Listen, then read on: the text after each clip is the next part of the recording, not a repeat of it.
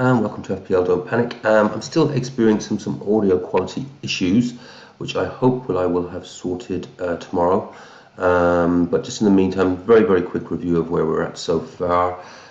Not the greatest week for any of us, I think. 6 pointers, just 5 players left to go. Captain has played. I know I'm not the only one in this position. But yes, certainly I think those that have kept their captain's armband on Palmer or have taken a chance on Chris Wood will be licking their lips right now in anticipation of what's to come. But it is what it is. A quick look, Pickford still to come. Hall did come in with a 4-pointer. Arsenal continue to leak goals, as it was in this case, threw away a 2-goal lead. And Gabriel, just the 1-pointer there. Trent finally coming through with a little mini haul of 11 points. Really needed that, or it really was disastrous City for me. Milenkovic did come in this week. I said in my last video I was thinking about bringing in a Forest defender. Well, more than thinking about it, I've been planning to do it for weeks and weeks. And as this is such a good fixture, my defence recently, and I also want to bring in players over the coming game weeks, apart from being an additional Liverpool asset that will definitely not be blanking in 29.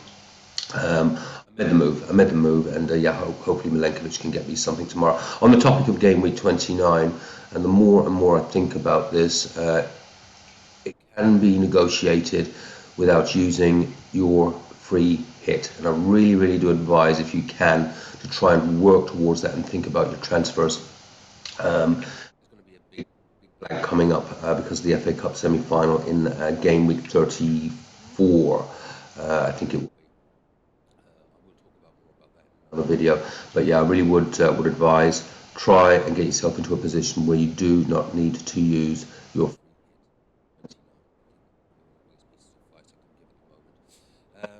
captaincy armband on Salah, 2 blanks in a row. He was the most highly captained player. Palmer yellow flagged, looked too high risk, and I did say I was going to go with the highest captain. I was going to play conservatively this week, and Salah blanked, and it didn't really have too many chances in that one. I don't think it was a great performance at all. Not a good performance. Found a way to win. Unfortunately, Salah was not amongst the goals or even assists. Palmer, so the best result for me, in all honesty, would be if Palmer is rested tomorrow to get over this knock that he's taken, because as you'll see, I've got Watkins on the bench, but we'll come to that in a minute. Ahmad still to come. Can Ahmad pull off another miracle for me? Because I really do need some of my differentials to come in for me. At the moment, I'm sitting on a relatively small red. I've gone down to 259, so that's about a 7 or 8k rank drop. I totally take that at this moment in time. I absolutely take.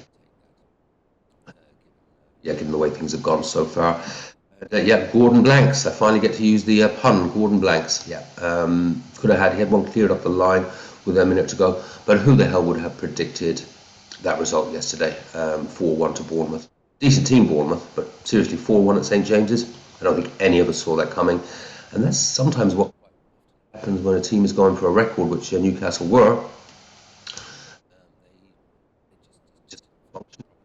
Not the Newcastle that we've seen for the last few weeks. Hopefully they will return in the coming game week. Some good fixtures coming up. Because I've got the triple up on Newcastle at the moment.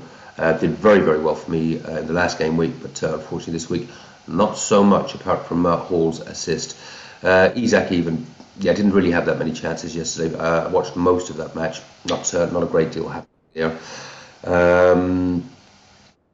But again, superb striker. No, there's no questions there, obviously, in terms of what we think he might be able to do for us in the coming game weeks. And obviously, Wood to come tomorrow, home to Southampton. So, do with a few goals there. He was never in my consideration for captaincy anyway. He tends not to have a very high ceiling, but you never know against Southampton. Maybe you might get that 2 or 3, which would really help the case. Although there certainly are some captainers out there that will be, as I say, licking their on the bench. Just Watkins with that 8-point. 2 weeks in a row now where I didn't hedge my bets by playing Watkins with a defender in the team that will be facing him, and thinking, yeah, if Watkins score, if they concede, I lose a clean sheet, but I gain a Watkins goal, and vice versa. And 2 weeks in a row, I lost the clean sheet, and Watkins is on the bench with points. Now, I should be saying to myself, I told you so, Des, because I have spun a narrative, but I haven't actually followed through on it by actually playing him. I said a few weeks ago, if Watkins starts scoring, he may not stop. He is a confidence player. He's starting to look a wee bit sharper. The Durant suspension has given him the opportunity to have some starts and get his match fitness back. In his post-match interview, he was saying he's like feeling really strong. He really missed not having the proper pre-season, etc., and he's starting to feel back to his best. I think Watkins is the solution to my Enzo problem, and I don't need to worry about that Enzo transfer while Watkins is in this form and amazing fixtures coming up, and he's scoring. I mean, technically, I may have in the Premiership at the moment if they continue to score at the rate they are doing at the moment. And because of the price on Watkins, if he does keep doing this, it's not going to be that easy for other players to get to. So he could be a very, very big differential for me. Let's have a quick look at the team, and this is the bus team for 23. There is likely to be one addition to this, but I will talk about that once the game week is finished and I do the full review and look at my plans going forward for the immediate future double, and also towards game week 29, ensuring that I have a full team out without needing to use a chip. So yeah, Pickford in goal, Hall, Trent and Milenkovic. Be happy with that defence, but there may be a change there. There may actually be a change there. I'll talk about that later in the week. Salah, I think the captain's armband undoubtedly has to go on him. It has to go on most. Palmer, City away. It's not an ideal fixture, but City's defence is not the greatest. So reasonably happy to play Palmer in that. Not the greatest fixture. Me this for a game I think where Palmer and indeed Chelsea could actually do very, very well. Ahmad, Fulham away I should say. Fulham are a decent team, but they are starting to concede a few goals, so I'd be hopeful that Ahmad could bring something in for me there. At the moment, I had a future plan to potentially move him up to that may happen, but it's certainly not under consideration. Ahmad is showing and he's starting to return regularly now, so that's what we need to see. And Gordon, Southampton away, great fixture, and hopefully Gordon that match. Then that front three, I mean, that's a pretty exciting front three, if providing Watkins continues to start over Duran. But home, Isak, Southampton away, and Woods, Bournemouth away. Yeah, that's a tricky enough one again, but Forest are going well. And, as I say, Woods just needs one or two chances and he's going to stick one away. To Watkins, I mean, he's now, I'll go through some of these numbers in the next video, but if you look at the last 5 matches that he's played over 60 in, he's returned in 4 and 5. If you go back 6, I think it's 5 and 6 he's returned in, and he's returned in, I think, 4 of his last 3, which are the most recent matches. So, no, sorry, the last 4. And they've been, good, some of those have been plus 10s. So, is this the time for Watkins?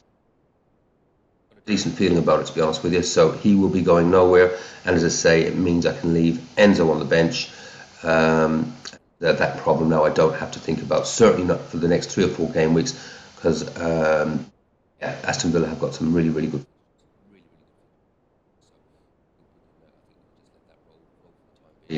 And build up a few transfers. Gabriel on the bench, Wolves away. Could Arsenal keep a clean sheet? Of course they could. Will they? I don't think so. Cunha will be back, I think. Wolves do tend to get a goal most matches. They'll probably concede a few. Could Gabriel get on the end of one? Absolutely he could. But I've been saying that for weeks and weeks and weeks and weeks. So, it's time for change.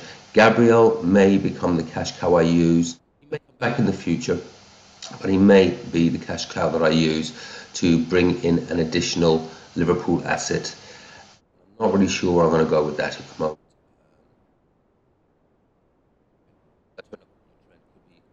Virgil. I don't think we can trust the attack. I had an idea that I might do Jota. worth the risk. Diaz, I don't think is looking that flash at the moment, and again, is a rotation risk. Gapco could have been option. Who do I bring him in for? I'm not gonna transfer out Isaac. I'm not gonna transfer out Watkins at the moment. Wood, maybe. Oh, still a rotation risk. These are the things. At least this week now, I've got a full week to think about these things. There's a bit more of a gap now. We had these fixtures were coming thick and fast. But I think the Virgil van Dijk, and just double up on that Liverpool defence with some great fixtures, and actually bring him in for this Ipswich fixture, because I can actually just Con Gabriel into Virgil van Dijk, and then I've got three really strong, really good, decent chances, I think, of Hall can do something for me as well. These are the things I'm sort of thinking about going forward. But that's the bus team. As I say, if I got hit by the bus tomorrow, and that team went out for game week 23, it doesn't look bad. It doesn't look bad, and we'll review that more when the game is done, and we sort of look at where we ended up, which is not looking too good at the moment. Hey, but you never know. I've been in worse situations and still managed to get close to that 70 points. So we'll just keep our fingers crossed. So yeah, in the meantime, I will try and do the live stream watch along for the remainder of match week 22. That'll be I think it's 2 p.m. UK time. It'll be at 3 a.m. here in New Zealand. So hopefully I manage to get out of bed, get the coffee made, and get online live, and hopefully a few of you boys can join us. Other than that, hope the audio quality is okay on this. I do apologise if it's not, and I'm dropping in and out a little bit. We'll be looking to get that sorted properly review video. Have fun, play your own game, don't panic, and hopefully I'll see a few of you on the live watch along. Take care, bye bye.